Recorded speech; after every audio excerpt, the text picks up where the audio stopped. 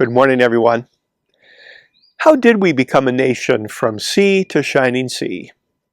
Well, the story of westward expansion is quite dramatic and complicated, but one of the big pieces of land that was added was what was known as the Louisiana Territory. And it was on this date, April 30 in 1803, that the Louisiana Purchase Treaty was signed in Paris.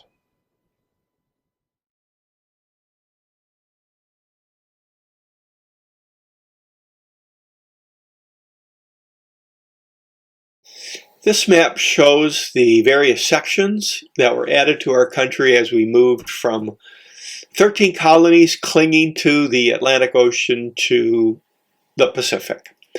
So the Louisiana Territory basically came out of what you see on the map. This was the area of the French exploring back in the early days, and part of the story is the interaction between the European and all the native peoples who lived in that area. Particularly as explorers pushed into unknown areas.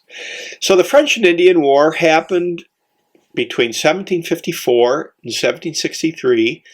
In Europe, it was known as the 7 Years' War, and one of its results was that the Spanish got Louisiana from the French for about 40 years. I think this surprises people that that was Spanish for a bit. But when Napoleon started to really take over around 1800, he wanted that land back, and all kinds of maneuvering went on in European politics. But that's what happened. Louisiana went back to the French again. Now, at the same time, there's a revolt in Haiti, which is in the Caribbean. This was a French colony, and Napoleon, of course, was keeping an eye on this, but so was Thomas Jefferson. And Napoleon was worried about the expenses of a war with Britain.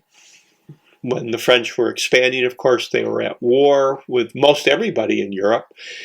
And Jefferson thought that this might be the time to buy New Orleans. That was what was really on Jefferson's mind. But because he was an anti-federalist, we had basically two views of politics in the early days, and anti-federalists didn't want a strong central government. So if he on his own started to make motions, so to speak, to get Louisiana, would that be violating one of his principles?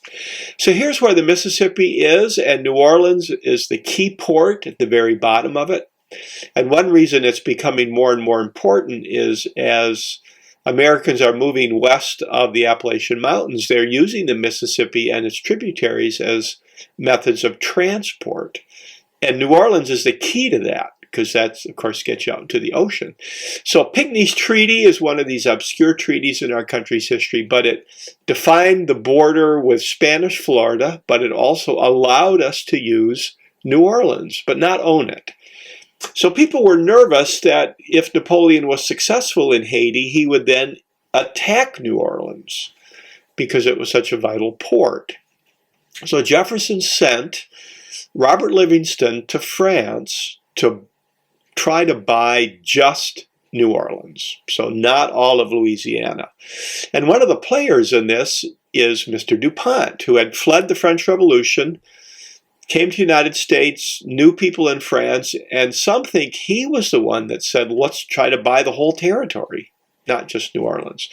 So Jefferson sent James Monroe there, who later on will become our president, and Monroe and Livingston worked with the French to eventually buy all of Louisiana, and here's the drawing of that. The two Americans and then the French foreign minister buying Louisiana on this date, April 30, in 1803. But was it constitutional? So our country wasn't that old yet. We're still figuring out what the balance of powers mean. Did Jefferson have the power to do this? Some people said yes, some people said no, but it was approved by the Senate in the fall, and on December 20, 1803, the French flag came down in New Orleans and up went the Stars and Stripes. So it's now part of the United States. And it's soon after that that Jefferson sends out Lewis and Clark to explore this huge territory known as Louisiana.